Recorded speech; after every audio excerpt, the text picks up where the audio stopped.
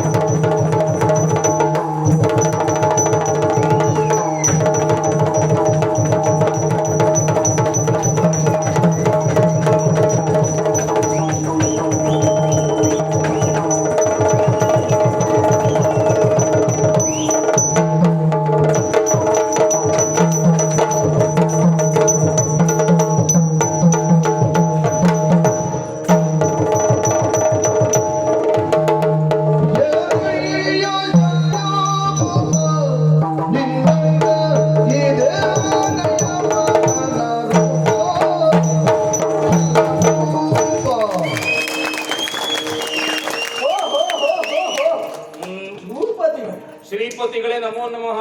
ಪ್ರತಿ ನಮಸ್ಕಾರ. ನಿರೀಕ್ಷೆ ಇರಲಿಲ್ಲ. ಯಾವುದು? ಇದು ಅನಿರೀಕ್ಷಿತ ಭೇಟಿ. ಹಾಗಂತ ಬಹಳ ದೂರದಿಂದ ನೀವು ಬಂದದ್ದು ಅಲ್ಲ, ದೂರದಲ್ಲ ಇದ್ದದ್ದು ಅಲ್ಲ, ಹತ್ತಿರವೇ ಇದ್ದವರು ಆಗುವುದಾದ್ರೂ ಕೂಡ ಹೀಗೆ ಇಷ್ಟೊತ್ತಿಗೆ ಈ ರೀತಿ ಭೇಟಿ ಆಗ್ತದೆ ಎನ್ನುವಂಥ ನಿರೀಕ್ಷೆ ಕಲ್ಪನೆ ನನಗೆ ಇರಲಿಲ್ಲ. ಅಲ್ಲ, ನನಗೂ ಇರ್ಲಿಲ್ಲ. ಅದು ಗೊತ್ತಾಗ್ತಾ ಉಂಟು. ನಿಮ್ಮದು ಕೆಲವರ ವ್ಯವಹಾರವೇ ಹಾಗೆ. ನಿರೀಕ್ಷೆ ಅಂತ ಅವ್ರ ವ್ಯವಹಾರ ಇರುವುದಿಲ್ಲ, ಖಂಡಿತ ಇಲ್ಲ. ನಿರೀಕ್ಷೆಗೆ ಮೀರಿದ ವ್ಯವಹಾರವೇ ಆಗಿರ್ತದೆ. ನೀವು ಅದೇ ಸಾಲವನ್ನು ಗೊತ್ತಾಯ್ತು. ಯಾಕೆಂದ್ರೆ ಮೊದಲಾಗಿ ನಿಮ್ಮ ಕುರಿತಾದಂತಹ ನಿರೀಕ್ಷೆ ಹೇಗಿತ್ತು? ಹೇಗೆ? ಶಲ್ಯ ಭೂಪತಿಗಳು ಬರ್ತಾರೆ. ಹೇಗೆ ಬರ್ತಾರೆ? ಹೇಗೆ? ಪಾಂಡವ ಪಕ್ಷವನ್ನು ವಹಿಸಿ ಯುದ್ಧ ಮಾಡುವುದಕ್ಕಾಗಿ ಬರ್ತಾರೆ. ಬರ್ಬೇಕಿತ್ತು, ನಿರೀಕ್ಷೆ ತಪ್ಪಾಯ್ತು. ಏನು ಮಾಡುವ, ಇಲ್ಲೊಬ್ಬ ಇದ್ದಾನಲ್ಲ ಎಲ್ಲರನ್ನ ಕುಣಿಸುವವ. ಈ ಪ್ರಸಂಗದಲ್ಲೊಂದು ಅವ ನಾವು ಇಲ್ಲಿ ಬರುವಾಗ ಮಾಡ್ಲಿಲ್ಲ. ಇಲ್ಲವೇ ಇಲ್ಲ. ಸುಮ್ಮನೆ ಕುಣಿಲಿಕ್ಕೆ ಬರದೆ ಹೋದವ ಅಂಗವೇ ಡೊಂಕು ಅಂತ ಹೇಳಿದಾಗೆ ನೀವು ಬರ್ಲಿಕ್ಕೆ ಆಗದೆ ಹೋದಕ್ಕೆ ಮತ್ತಾರನ್ನೆಲ್ಲ ಹೊಣೆ ಮಾಡ್ಲಿಕ್ಕೆ ಅಲ್ಲ. ಹಾಗಲ್ಲ, ನಮಗ್ ಬರುವಾಗ ಒಂದು ವ್ಯವಸ್ಥೆಯನ್ನೆಲ್ಲ ಮಾಡ್ತಾರೆ ಇವರು ಅಂತ ಒಂದು ನಿರೀಕ್ಷೆಯಲ್ಲಿ ಇದ್ದದ್ದು. ಬೇಡದಿದ್ದವರಿಗೆಲ್ಲ ವ್ಯವಸ್ಥೆ ಮಾಡಿದ್ದಾರೆ. ಈಗ ಮಾವ ಬರ್ತಾನೆ ಗೊತ್ತಿದ್ರು ವ್ಯವಸ್ಥೆ ಮಾಡ್ಲಿಲ್ಲ ಅಂತಂದ್ರೆ ಹಿಂದೆ ದೊಡ್ಡ ಕೈ ಉಂಟು ಅಂತ ಗೊತ್ತಾಯ್ತು. ಸಾಮಾನ್ಯದ ಕೈಯಲ್ಲ ಅದು, ಹೆಣ್ಣು ಮಕ್ಕಳ ಸೀರೆಗೆ ಕೈ ಹಾಕಿದ ಕೈ ಅದು. ಹಾಗೆಲ್ಲ ಸುಮ್ಮನೆ ಇರುವುದಿಲ್ಲ ಅಂತ ನನಗೆ ಗೊತ್ತುಂಟು. ಭೂಪತಿಗಳೇ, ನಿಮ್ಮ ಬಾಯಲ್ಲಿ ಮಾತು ಬಂದ್ರೆ ತಪ್ಪು ಅಂತ ನಾ ಹೇಳುವುದಿಲ್ಲ. ತಪ್ಪಲ್ಲವೇ ಅಲ್ಲ, ಆದ್ರೆ ನಾನು ಹಾಗೆ ಯೋಚನೆ ಮಾಡುವುದು. ಯಾಕೆ ಕೇಳಿದ್ರೆ, ನಾನು ಯೋಚನೆ ಮಾಡುವುದು ಹೇಗೆ ಗೊತ್ತಾ? ಒಂದು ಕಡೆಯಲ್ಲಿ ನೀವು ತೆಗೆದ್ರು ಇನ್ನೊಂದು ಕಡೆಯಲ್ಲಿ ಕೊಡ್ತೀರಿ. ಸುಮ್ಮನೆ ಹೇಳುವವನಲ್ಲ ಶಲ್ಯ ಭೂಪತಿ.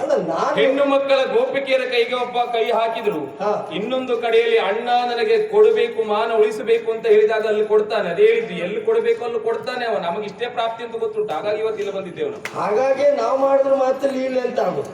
ಹಾಗಂತ ಸೀರೆ ತಗೊಂಡು ಕದ್ಕೊಂಡು ಇಟ್ಕೊಂಡು ಅವರದ್ದೆಲ್ಲ ಲೀಲೆ ಅಂತ ಹೇಳಿಸಿಕೊಳ್ಳುವುದಿಲ್ಲ. ಖಂಡಿತ ಹೌದು. ನಮ್ಮ ವಿಷಯ ಬಿಡಿ, ನಾವು ನಿಜವಾಗಿ ಹೇಳ್ತೇವೆ, ನಿಮ್ಮ ದೊಡ್ಡವರಲ್ಲ. ಆದ್ರೆ ನಿಮ್ಮ ಕುರಿತಾಗಿ ನಾವು ತಿಳಿದದ್ದು ಹೇಗೆ ಗೊತ್ತಾ? ಉಳಿದವರ ವ್ಯವಹಾರಕ್ಕೂ ಶಲ್ಯ ಭೂಪತಿಗಳ ವ್ಯವಹಾರಕ್ಕೂ ವ್ಯತ್ಯಾಸ ಉಂಟು. ಉಳಿದವರೆಲ್ಲ ವ್ಯವಸ್ಥೆ ಹೇಗುಂಟು ಅಂತ ನೋಡ್ಕೊಂಡೇ ಹೋಗುವ. ನೀವು ಹಾಗಲ್ಲ.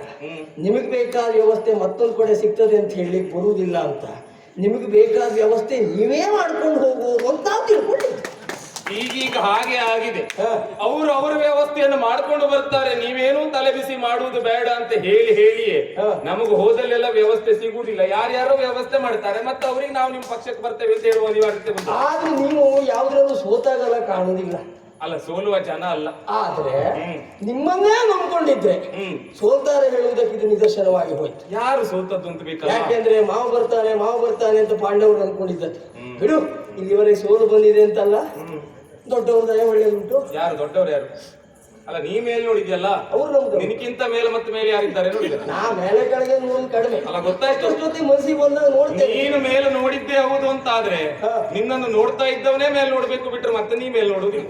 ಹಾಗೆ ಮೇಲೆ ನೋಡ್ತಾ ಇರ್ಬೇಕಷ್ಟೇ. ನಾನು ಮೇಲೆ ನೋಡುದಿಲ್ವಾಗಿತ್ತು, ನೋಡುವಾಗ ಮಾಡಿದವ್ರು ನೀವು. ಏನ್ ಮಾಡಿ ನಿಂತ್ಬೇಕಲ್ಲ.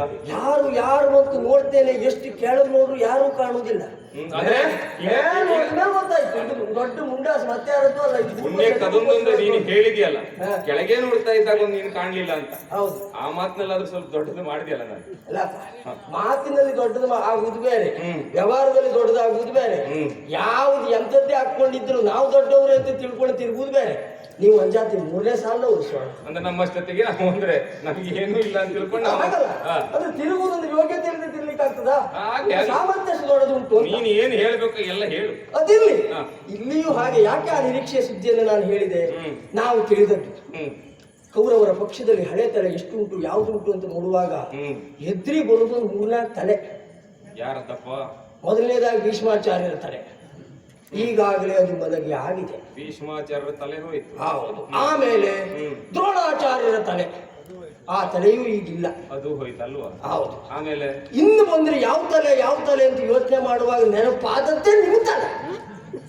ಅಂದ್ರೆ ಈ ಶಲ್ಯನ ತಲೆನೂ ಒಂದು ಹೋಗ್ಲಿ ಎನ್ನುವ ಲೆಕ್ಕಾಚಾರದಲ್ಲಿ ನೀನು ಮಾತಾಡ್ತಾರೆ.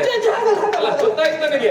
ಅಲ್ಲದೆ ಇದ್ರೆ ಇಲ್ಲಿ ಮತ್ತು ನನಗಿಂತ ಹಳೆದರಾದ ಕೃಪಾಚಾರ್ಯರಿದ್ದಾರೆ, ಅವರೆಲ್ಲ ಇದ್ದಾರೆ. ಅವ್ರದ್ದೆಲ್ಲ ನಿನ್ ನೆನಪಾಗುವುದಿಲ್ಲ. ಶಲ್ಯರ ನಿಮ್ಗೊಂದು ತಲೆ ಹೋಗ್ಬೇಕು. ಅಯ್ಯೋ, ವಯಸ್ಸಿನಿಂದಲೇ ಯೋಗ್ಯತೆ ನಿರ್ಧಾರ ಆಗುವುದು. ಇಲ್ಲಪ್ಪ, ನಿಮ್ಮ ಯೋಗ್ಯತೆ ಎಂತದ್ದು, ನಿಮ್ಮ ಎತ್ತರ ಎಂತದ್ದು, ಉಳಿದವರದ್ದು ಎಂತದ್ದು? ಯಾಕೆ ಆಡಿದ್ದು ಭೀಷ್ಮಾಚಾರ್ಯರ ನಂತರ, ದ್ರೋಣಾಚಾರ್ಯರ ನಂತರ, ಅಥವಾ ಅವರಿಗೆ ಸಹವರ್ತಿಗಳಾಗಿ ಸಮವರ್ತಿಗಳಾಗಿ ಯೋಗ್ಯತೆಯನ್ನು ತೋರಿಸಿಕೊಡುವ ಸಾಮರ್ಥ್ಯ ಇದ್ರೆ ಅದು ಶಲ್ಯ ಭೂಪತಿಗಳದ್ದು ಅಂತ. ಅಂದ್ರೆ ರಥಿಕರಾಗಿ ಸೇನಾಧಿಪತಿಯಾಗಿ ಶಲ್ಯ ಭೂಪತಿಗಳು ಬರ್ತಾರೆ ಅಂತ ನಾವು ನಿರೀಕ್ಷೆ ಮಾಡಿದ್ವಿ. ಏನಾಯ್ತು ಈಗ? ನಿಮ್ ತರ ಸುಳ್ಳಾಗೋಯ್ತಲ್ಲ. ಏನಾಯ್ತು ಈಗ ನೋಡ್ತೇವೆ ಭೂಪತಿಗಳು ರಥಿಕರಾಗಿ ಬಂದದ್ದಲ್ಲ, ಸಾರಥಿಗಳಾಗಿ ಬಂದದ್ದು. ನಿಜವಾಗಿ ಸೂತಪುತ್ರರಾಗಿರುವಂತಹ ಕರ್ಣ ಅವ ಸಾರಥಿ ಆಗಿರ್ಬೇಕಿತ್ತು, ಅವ ಸಾರಥಿಯಾಗಿ ಬಂದದ್ದಲ್ಲ. ನಿಜವಾಗಿ ಹೇಳ್ತೇನೆ ಕೃಷ್ಣ, ಅವ ರಥಿಕನಾಗಿ ಬಂದದ್ದು. ಸತ್ಯ ಹೇಳ್ತೇನೆ. ನನ್ನ ಮನಸ್ಸಲ್ಲೂ ಮೊದಲು ಒಳಗಿದ್ದದ್ದ ಹಾಗೆ ಹೇಳಿದೆಯಲ್ಲ, ಒಂದು ಬರುವಾಗ ನಮ್ಮ ಪಕ್ಷಕ್ಕೆ ಬರುವುದು ಅಂತ ಆ ಗೌರವ ಇದ್ದಾನಲ್ಲ, ಬರುವಾಗಲೂ ಹೇಳಿದ್ದ ಹಾಗೆ ವರ ಕೊಡ್ತೇನೆ, ಏನು ಬೇಕು, ಯಾರು ನನಗೆ ಇಷ್ಟೆಲ್ಲ ಉಪಚಾರ ಮಾಡಿದವರು ಮುಂದೆ ಮುಖ ತೋರಿಸಿ, ನನ್ನ ಲೆಕ್ಕದಲ್ಲಿ ಧರ್ಮರಾಯನೇ ಮಾಡಿದ್ದಿಷ್ಟು ಅನ್ನುವ ನೆನಪದಲ್ಲಿ ನಾನು ಮುಖ ತೋರಿಸಿ ಅಂತ ಹೇಳಿದ್ವಿ. ಅದು ಎಲ್ಲ ರಾತ್ರಿ ಒಂದೇ ರೀತಿ ಇರ್ಲಿಕ್ಕೆ ಆಗುದಿಲ್ಲ. ಪಾಪ ವಯಸ್ಸಾಯ್ತು ನೋಡಿ, ಸ್ವಲ್ಪ ಆಚೀಚೆ ಆಗ್ತದೆ. ಎಲ್ಲಿಯೋ ಮಧ್ಯರಾತ್ರಿಯಲ್ಲಿಯೇ ಹುಟ್ಟಿದವ ಇಷ್ಟೆಲ್ಲ ಕೈವಾಡ ಉಂಟು ಅಂತ ಗೊತ್ತಾಯ್ತು ನನಗೆ. ಅದು ಇರ್ಲಿ, ಆಮೇಲೆ ನನಗೆ ಅರ್ಥ ಆಯ್ತು. ಕಳ್ಳ ಬೆಕ್ಕಿನ ಹಾಗೆ ಮುಖ ಮಾಡಿಕೊಂಡು ಬಂದ ನಾನು ಮಾವ ಅಂತೇಳಿ ಹೇಳಿದ್ನೋ ಇಲ್ಲೋ, ಆಯ್ತು ಅಂತ ಹೇಳಿ ಆ ಹೊತ್ತಿಗೆ ಹೇಳಿದ ಮಾತೇನು ಗೊತ್ತುಂಟ, ಭವಾನ್ ಭವಿತು ಮಾರುಹಸಿ, ಅಂದ್ರೆ ಮುಂದೆ ಎಲ್ಲವನ್ನ ಆಲೋಚನೆ ಮಾಡಿ ಸರ್ವಚೇತ ಪ್ರಣೀತವ್ಯಂ, ಪ್ರತಿ ಸೇನೆಗೆ ನೀನೇ ಅಧ್ಯಕ್ಷ ಆಗ್ಬೇಕು ಅಂತ ಹೇಳಿದ್ದು. ನಮ್ಮ ನಿರೀಕ್ಷೆ ಏನು, ನಮಗೂ ಒಂದು ಕಿರೀಟ ಹೊತ್ತುಕೊಂಡು ಬರುವ ಯೋಗ ಬರ್ತದೆ ಅಂತ ತಿಳ್ಕೊಂಡದ್ದು. ಏನು ಮಾಡುವ, ನಮ್ಮ ಹಣೆ ಬಾರದಲ್ಲಿ ಇವತ್ತು ಈ ಮುಂಡಾಸನ್ನೇ ಕಟ್ಟಿಕೊಂಡು ಬರಬೇಕು ಅಂತ ಇನ್ನೊಬ್ಬ ಮಾಡಿದ್ದಾನೆ ಅಂತ ಅದನ್ನ ಕಟ್ಕೊಂಡು ಬರ್ಬೇಕಲ್ಲ. ಆದ್ರೆ ಒಂದ್ ಹೇಳ, ಏನು ನೀವು ಕಿರೀಟದಲ್ಲೇ ಇರಿ, ಮುಂಡಾಸಲ್ಲೇ ಇರಿ, ನೀವು ಚಂದ್ವೇ ಹೇಳಿ, ಹೇಳು ಮತ್ತೆ ಮುಂದೆ ಹೇಳು. ಯಾಕೆ ನೀವು ಅಂತ ಅಲ್ಲವಂತೆ, ಮಾತ್ರ ದೇಶದವರೇ ಚಂದಕ್ಕೆ ಹೆಸರಾದವರಂತೆ. ಹಾಗಾಗಿ ಅಲ್ವಾ ನಿಮ್ಮ ನಾಡಿನಲ್ಲಿ ಹೆಣ್ಣು ಮಕ್ಕಳಿಗೆಲ್ಲ ಎಷ್ಟು ಬೆಲೆ ತರ್ತಾರೆ. ನಮ್ಮ ಮಾತ್ರದಿಂದಲೇ ಒಂದು ಹೆಣ್ಣನ್ನು ಕದ್ದುಕೊಂಡು ಬಂದವನಿಗೆ ಅಷ್ಟು ಗೊತ್ತಿರ್ಬೇಕಲ್ಲ. ಅಲ್ಲ, ನಾನು ಅದನ್ನು ಹೊರತು ಅಂತ ಹೇಳಿಲ್ಲ. ನಿಮ್ಮ ಜಾತಿ ಹೆಣ್ಣಿಗೆ ಬೆಲೆ ಅಷ್ಟು ಈಗ ಅಷ್ಟು ಚಂದ. ಹಾಗಂತ ಒಂದ್ ಸತ್ಯ ಗೊತ್ತಾಯ್ತು. ಯಾವುದು? ನಿಮ್ಮಲ್ಲಿ ನಿಜವಾಗಿ ಹೆಣ್ಣಿಗೆ ಮಾತ್ರ ಬೆಲೆ ಇಲ್ಲ, ಗುಂಡಿಗೂ ಬೆಲೆ ಇರಬೇಕಿತ್ತು. ನೀವು ಎಷ್ಟು ಚಂದ, ನೀವು ನಿಜವಾಗಿ. ಇಲ್ಲಿ ನಾನು ಸ್ವಲ್ಪ ಆ ಕಡೆ ಈ ಕಡೆ ನೋಡ್ಕೊಳ್ತೇನೆ ಇನ್ನೊಮ್ಮೆ. ಎಲ್ಲಿಯಾದ್ರೂ ಮತ್ತೆ ಹೆಣ್ಣು ಮಕ್ಳು ಇದ್ದಾರಂತ, ಎಲ್ಲಿಯಾದ್ರೂ ನಿಮ್ಮೂರಿನ ಹೆಣ್ಣು ಮಕ್ಳು ಇದ್ದವರು ಮತ್ತೊಂದು ಮದುವೆ ಆಗ್ತೇನೆ ಅಂತ ಬಂದ್ರೆ ನೀವು ಆಗ್ತೀರಿ ನನಗೆ ಗೊತ್ತು. ಅಲ್ಲ, ಈಗ ಸಾವಿರ ಮದುವೆ ಆದವನು ಇದೆಲ್ಲ ಮಾತೇಳು. ಅಲ್ಲದೆ ಹೋದ್ರೆ ಚಂದ ಅಂತ ನನಗೆ ಹೇಳುವುದಲ್ವಾ? ಚಂದ ಅನ್ನುವುದಕ್ಕೆ ಪುರುಷೋತ್ತಮ ಅಂತ ನೆಗಳತೆ ಪಡೆದ ಇಲ್ಲಿ ಇರುವವನೇ ನೀವೊಂದು ಗಂಡಸು ಅಂತ ನಮಗ್ ತಾಗಿಸು. ಹಾಗಾಗಿ ನಾನೇ ಹೇಳ್ತಾ ಇದ್ದದ್ದು ನೀವು ಒಟ್ಟು ಚಂದ ಅಂತ. ಅದು ಬಂದು ಅದೇ ಅರ್ಥ ಹೇಳ್ತೇನೆ ತಿಳ್ಕೊಳ್ಳೋದು ಬೇಡ. ನೀ ನಿಜವಾಗಿ ನಾನು ಇವತ್ತು ಈ ಅರ್ಥ ಹೇಳ್ತಾನೆ ಅಂತ ಹೇಳುವಾಗ ನೀವು ಬೇರೆ ಅರ್ಥ ಹೇಳು. ಯಾಕೆ ಗೊತ್ತಾ, ಚಂದ ಹೇಳಿದಂತಹ ನಾನು ನಿಮ್ಮ ವ್ಯವಹಾರ ಎಲ್ಲವೂ ಚಂದವಾಗಿಯೇ ಇರಬೇಕು ಎನ್ನುವುದಾಗಿ ಬಯಸುವುದಾಗಿದ್ದೆ. ಆದ್ರೆ ಏನಾಗಿ ಹೋಯ್ತು, ಏನಯ್ಯ ಶಲ್ಯಭೂಪ ಅಂತ ಹೇಳ್ಬೇಕಾಗಿತ್ತು. ಏನಯ್ಯ ಶಲ್ಯಭೂಪ, ನಂಗ ಇದೇನಯ್ಯ ಮದನ ರೂಪ. ಮದನ ಪಿತ್ತ ಇದನ್ನು ಹೇಳು. ಹೌದು, ಯಾಕೆ ಮಾತನಾಡ್ತಾ ಇದ್ದೇನೆ, ನಿಜವಾಗಿ ರಥಿಕರಾಗಿ ಯೋಧರಾಗಿ ಇದು ನನ್ನ ಮದ ಎನ್ನುವುದಾಗಿ ಕ್ಷೇತ್ರದಲ್ಲಿ ನೀನು ತೋರಿಸಬೇಕಾಗಿತ್ತು. ಆದ್ರೆ ಇಲ್ಲ, ಹಾಗಿಲ್ಲ. ಮದ ನ ರೂಪ, ಮದ ನ ರೂಪ ಅಂದ್ರೆ ಮದ ಇಲ್ಲದೆ ಇರುವ ರೂಪ ನಾನು ಈ ಕಾಲಕ್ಕೆ ಕಾಣ್ತಾ ಇದ್ದೇನೆ. ಅಂದ್ರೆ ನನ್ನದು ಎನ್ನುವ ಅಹಂಕಾರವನ್ನು ಬಿಟ್ಟದ್ದು, ನನ್ನ ತನ ನಾನು ಮಾಡ್ತೇನೆ ಎನ್ನುವಂತ ಸಂಬಂಧ ಬಿಟ್ಟು ವ್ಯವಹರಿಸ್ತಾ ಇದ್ದೆ. ಸರಿ, ಅಷ್ಟಾದ್ರೂ ಬಿಟ್ಟು ಮಾಡ್ತಾ ಇರುವುದು ಎಂತದ್ದು ಅಂತ ನೋಡಿದ್ರೆ ಏನು ಹೀನ ವೃತ್ತಿ. ಯಾವುದು ನೀವು ಮಾಡ್ತಾ ಇದ್ದೀರಿ? ನಾನು ಮಾಡುವುದು ಆ ವೃತ್ತಿಯಾಗಿ ನಾನು ಹೇಳುದು. ನಾನು ಮಾಡುವುದು ನೀವು ಮಾಡುವುದು ಹೀನ ವೃತ್ತಿ. ಯಾಕೆ ನೀವು ಮಾಡ್ತಾ ಇರೋದು ಯಾರಿಗೆ? ಆ ಕರ್ಣನಿಗೆ ಅಲ್ಲ, ಹೋಗಿ ಆ ಕರ್ಣನಿಗೆ ಸಾರಥಿಯಾಗಿ ಮುಂದುವರಿತಾ ಇದ್ದೀರಲ್ಲ. ನಿಮ್ಮಂತವರಿಗೆಲ್ಲ ಇದೆಲ್ಲ ಸರಿಯ? ಇದೆಲ್ಲ ಬೇಕಾ ನಿಮಗೆ? ಇದು ನಿಮಗೆ ಹೇಸಿಗೆ ಅನ್ಸುದಿಲ್ವಾ? ನನಗೆ ಸತ್ಯ ಹೇಳ್ತೇನೆ, ಇವತ್ತು ನಿನ್ನೊಟ್ಟಿಗೆ ಮಾತಾಡುವ ಮನಸ್ಸು ಇರಲಿಲ್ಲ. ನೀನು ಮಾತಾಡ್ದಿ ಅಂತಾದ್ರೆ ಒಂದು ಮನೆ ಹೋಯ್ತು ಅಂತಲೇ ಲೆಕ್ಕ ಅಂತ ನಮ್ಗೆ ಗೊತ್ತುಂಟು.